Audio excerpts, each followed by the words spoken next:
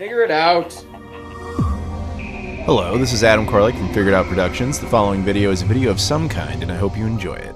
Hey guys, it's Adam here, and welcome to Rare Variants. This is my series in which I talk about oddball versions of video game consoles that we know and love, but they had these strange little additions, or they had special editions, or in some cases even prototypes. I have a playlist all about this. You can see not only other versions of the original Xbox, but things like the Japanese PSX DVR that was a PS2 and with a hard drive and all sorts of crazy stuff, the Divers 2000 Dreamcast, and then things like the Sega Pluto prototype and the Nintendo PlayStation prototype. It's all in there. But anyway, while I don't have every single one of these things that's ever been released, I do have a bunch, and I thought it would be kind of fun to cover them periodically.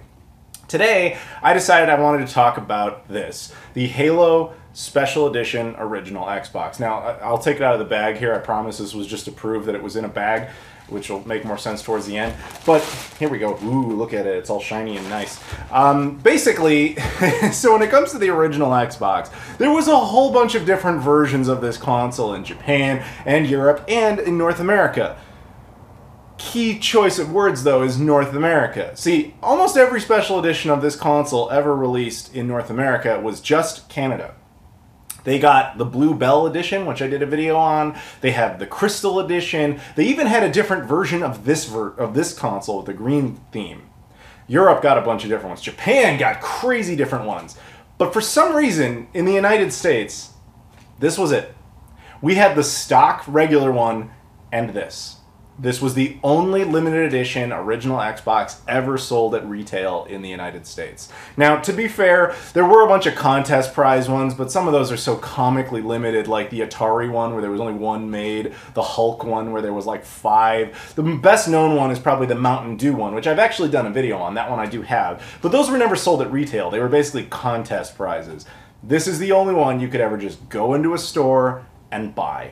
So I want to talk a little bit about its history, what story it does actually have to tell, as well as just frankly how I got it and my history with it, and just kind of explore it because, you know, I've checked around and there's not a whole lot of information out there on exactly why this thing exists, although the story is pretty obvious when you just kind of piece together the bullet points. But nobody ever really talks about it. Nobody ever talks about the history of it. Most people are just like, oh, check it out, dude, it's a green Xbox, it's pretty cool, like and subscribe.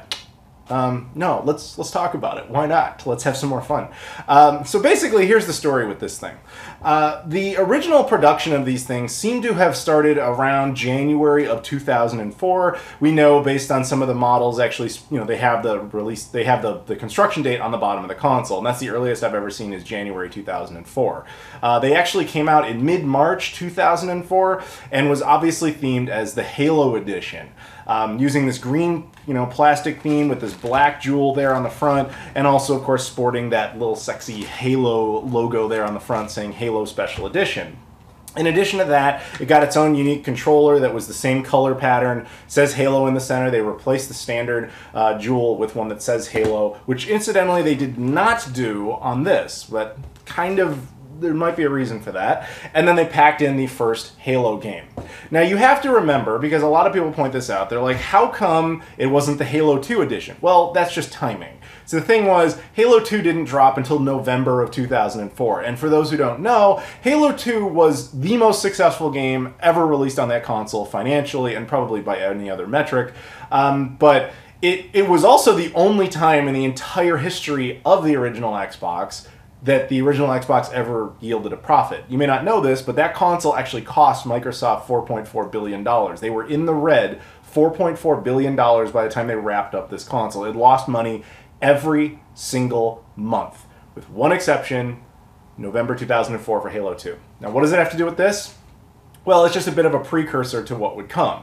Basically, a year prior, the most successful game for the original Xbox was the original Halo. So Microsoft very logically was in the position of like, okay, look, we are doing a Halo 2. That at that point was not a secret. I mean, box art for that was not only public everywhere, it was even on the box of this particular console. Like, they were making it very clear, Halo 2 is coming.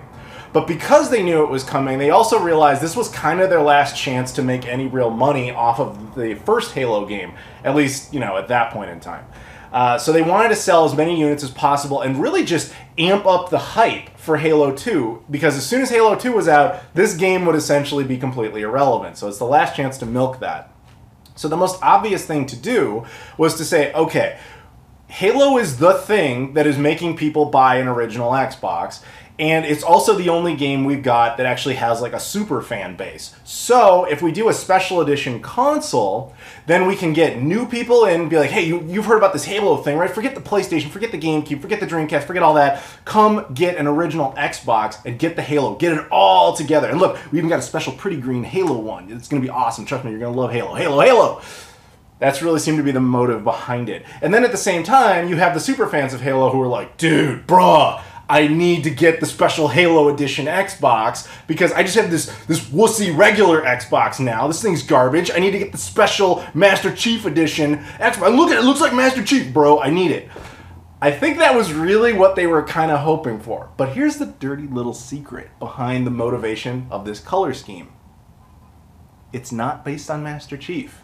It wasn't even unique to this particular version. Do you know what this is? This is actually the exact same color scheme as the original Xbox debug kits. How do I know this? Aside from having access to Google, I own one! Take a look at it! Wow, does that look familiar? It probably does, because you just saw basically the exact same machine. And hell, let's be sure, let's compare them. I don't know, guys. That might be the same thing. So basically, all that really happened here is that Microsoft was saying, okay, this is our last chance to make any money off the original Halo. We can push this a little bit more. We've actually got the injection molding, the color scheme, all that stuff set up. It was built for internal use, but what the hell, let's just re-release it to the public, and then we'll slightly change up the front. So instead of saying debug kit, we just, you know, basically print screen something a little bit different, and boom, there's our special edition. I hate to break it to you, but this is one of the laziest special editions ever produced. Because aside from that, it's got nothing special about it. It's the exact same molding. All versions of the original Xbox are this. They have a couple of they're cosmetically different, and under the hood there's a couple of small changes, but nothing you'd ever really notice. You know, some different chipsets, different drives, but nothing that actually makes it perform different or even look all that different aside from the plastic color. I know, it's kind of a heartbreaker, right? But anyway, so yeah, they released it in March of 2004. It probably sold decently enough. I remember it coming out, although I don't remember it being like a super juggernaut thing where everybody had it. Supposedly they only made about 200,000 of them, at least for within the US, although I'm not 100% sure on that number. And that's kind of all she wrote. You know, by the time they did Halo 2, they did completely different things to promote that. And obviously this strategy did work to an extent because, as I said earlier, Halo 2 was a giant hit. So this was just kind of the forgotten little special edition that we got there in the middle. And I'm sad to say that's really the extent of its entire history. Sorry. But it's not entirely done. So here's the thing. This and the debug kit are actually not the only green version to use this customization. There's actually a third one that I'm aware of that came out in just Canada. If you like this color, but you don't care about Halo, they actually did exactly this and just put, you know, they put nothing. There's nothing there. It's completely blank. That's actually kind of a cool version to get, but I've never seen it anywhere other than Canada, though there it's kind of common. Or at least it was. I don't know if that's changed. And I also want to point this out because I'm not sure about. Those debug kits, which are green and they have the exact same design, it is actually possible that Halo inspired those, thus vicariously it got this through like a sequence, if you will, but I'm actually not totally sure on that. All I'm saying is this particular unit was not actually designed with Halo in mind. It was just kind of benefiting from other work they had previously done. Very disappointing, I know. But now I kind of want to talk a little bit about, like, you know, what it's like to have one now, how I got it, all that sort of stuff. These things are actually surprisingly expensive now. Like, I see them online going for hundreds of dollars, and I'm like, wow. Because, I mean, you have to understand, I'm older than probably most of the people getting these things now, and I see these, and I remember, like, dude, I used to see these, like, original Xboxes for, like, $5 all day long, and then even if you saw the special editions, they weren't really that expensive, so it was just kind of mind-blowing. But the thing is, these in particular have gone up quite a bit, because obviously they're less common than the standard version. But as I said, Halo has this giant fan base, and there's a good chunk of those people who are like, I just want to own it for that reason, and thus it drives up the price. And again, if you're an American, you only had the two choices between like a standard one and this one if you want something special. So in my case, it's a little weird how I ever got this. I remember when it came out, I had no real interest in it because I already owned an original Xbox, and of course I was still in high school at the time, and I had the game, so there was really like nothing there for me. I wasn't going to spend, you know, hundreds of dollars to get a new one of these. And Halo, to be honest, nothing wrong with the franchise, obviously. It just was never my favorite. It just wasn't my thing. And you can't even say that about Halo or people lose their minds. And just watch. It'll happen in the comments. But anyway, so I never really had much interest in it. Now, fast forward just a couple of years, I remember starting to see these things crop up in used game stores. I remember seeing one for $100 once, came with the console, the game, the controller, just basically what you see in front of you. And that must have been like 2006, 2007, and I almost pulled the trigger on it, but then I thought, I really have no reason to get this. You know what I mean? And so I didn't bother. Fast forward again, I start seeing them more often, but I'm still not bothering with it. Until one day, in 2015, randomly, I was up in Madison, Wisconsin, and I had to go over to a store called Video Game Exchange. Now, I walked in there with one particular purpose. A friend of mine was working on an original Xbox project for me, and he basically said, I need you to find a replacement original Xbox power supply, like the internal part. Because he's like, I'm stuck with PAL ones, I need a North American one. And I was like, okay, sure, I don't think that'll be a problem. You have to remember, even in 2015, original Xboxes were junk. Like, you could not get rid of them because they're huge. They had reliability problems. And nobody really wanted them. So I went, and while I was already in Madison, I went over to that game store thinking, okay, this guy probably has like a box of them in the back and will like maybe even just give me one. And if I offer him any money, he'll probably take it. So I went in and I walked up to him and I said exactly that. And he was like, he just like laughed. And he's like, he pulls out a giant box, just a cardboard box. And he's just like, take your pick. And so I just grabbed an original Xbox.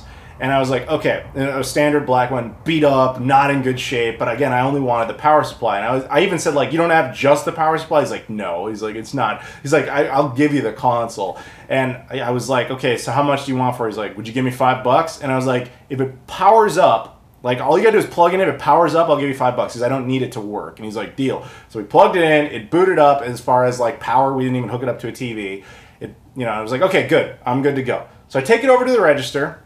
I'm about to buy it. And behind the glass is a green Halo Special Edition Xbox with no price tag on it and wrapped in a bag. And I'm just like, that's cool. Like, that's good to see those. 'Cause I don't see that. We're just making conversation with the guy. And he just goes, oh, don't get me started on that Xbox. And I was like, okay, there's a story there. What happened? And he goes, well, that exact Halo Xbox I've had sealed in a box, in its original box, up on the shelf there for years. Like years. It was a great display piece. And a guy came in and wanted to buy the box. And I said, well, no, you can't just buy the box. That's a sealed console. Like, no. And he's like, how much is it? And at the time, $200 for the sealed Halo Edition Xbox. And the guy said, fine. He got it down and he bought it. $200. Then, in the store, he proceeds to open up the box, take the console out, put it up on the counter and say, I am now trading this in as a used console. So the guy working there was just like, dude, what? Like, why would you do that? You essentially are paying hundreds of dollars for just a box. And then the dude was like, dude, I can't give you anything real for this. Like, I have to treat it as an actual used console. And so I can only really give you $20 for it because, again, original Xbox is totally worthless at the time. And the guy was like, I don't even care. So this dude paid $180 for just the box and traded this console in, still in the plastic bag. And then the dude was like, all right, and he just put it on the counter. He told me it happened like the day before. So he hadn't really done anything with it. And I was like, that's ridiculous. Like, that story is nuts. And I was like, so what are you selling it for? And he's like, honestly, I already made my money off of it. I'll give it to you for $20. You want $20? Or you give me $20, I'll give it to you. And I was like, yeah. So I gave the dude $20 and he gave me the Halo Xbox in addition to the $5 I paid for the other one. Now, the stupid part about all of this is the reason you never heard this if you've been watching my channel for years, because I was making videos at the time, was that once I got it, I brought it back to where I was staying, I checked this Xbox out, I brought it out of the bag, it worked perfectly, no problems. I even checked out the other one, which incidentally, even though I was told it was broken, totally worked, there were no issues with it either. But I was like, okay, cool, bonus, whatever. I bring them back here to Chicago, and the whole point was I was supposed to do this project with a dude, and we were supposed to use the power supply in the other one and make this like super Xbox. And then I was going to be like, this was a logical consequence of what happened when making the super Xbox, is this crazy story about getting this one. But that project never came to completion, and I forgot about it, because off this side of this table that you can't see, there's a whole bunch of just junk and stuff that it's like, okay, work on that later. And it went in there, and it sat there for 6 years. Sorry. And the only reason I even noticed it was a few months ago. I was doing the video about the blue Canadian Bell Xbox. And in that video, I mentioned the Halo Edition Xbox, and I think I showed a stock photo instead of the actual console. And then it was like in post-production or after it released, I was like, didn't I own one of those? I have this vague memory of having one. And then the story came back to me. I was like, yeah, I bought it in Wisconsin for 20 bucks from blah, blah, blah, blah. Like, the whole thing came back to me. And I was like, where the hell did that go? Then I was like, you know what? And I checked, and there it was, still sitting there 6 years later. My bad. But you just saw me take it out of the bag. That's the first time it has been out of that bag in 6 years, which was the first time it had been out of that bag ever. This console is essentially brand new, totally unused, and I got it for $20 6 years ago. But that's it. That's the extent of my story, and unfortunately that's the extent of the history of this particular console, because as cool as it would be if it had some great story like the Bell Xbox, it really doesn't. It's just, hey, we need to make a little bit more money off of this game before it goes. Cost-effective reason, let's use this pre-designed color scheme, boom, package it up, let's go, call it a day. And it probably did relatively well enough, but yeah. These days, I would say really the only reason to get this, if you're into the original Xbox, cool, get it for that reason. Or if you're super into Halo, or if you just like collecting consoles in general. But if you're like, I've never had an original Xbox, and I just want to see what that console was like, this is not the most cost-effective route to go if you're just like, I want to check out the console. But hey man, if you got the money, you know, do you. But yeah, that's really it, guys. So I hope you enjoyed this little history and, you know, going down memory lane, at least for me. But thank you very much for watching. If you guys could please like, comment, and subscribe, I appreciate that. Check me out on all the social media stuff, Twitter, Instagram, Facebook, Patreon, Discord, all that. I appreciate that as well. Thank you very much for watching. Please leave me your thoughts. Do any of you have this? Would you want this particular version? Are there other rare variant type of consoles that I should cover that maybe I have and have forgotten about? I don't really know, but I would appreciate that as well. Thank you very much for watching, and I'll see you all later.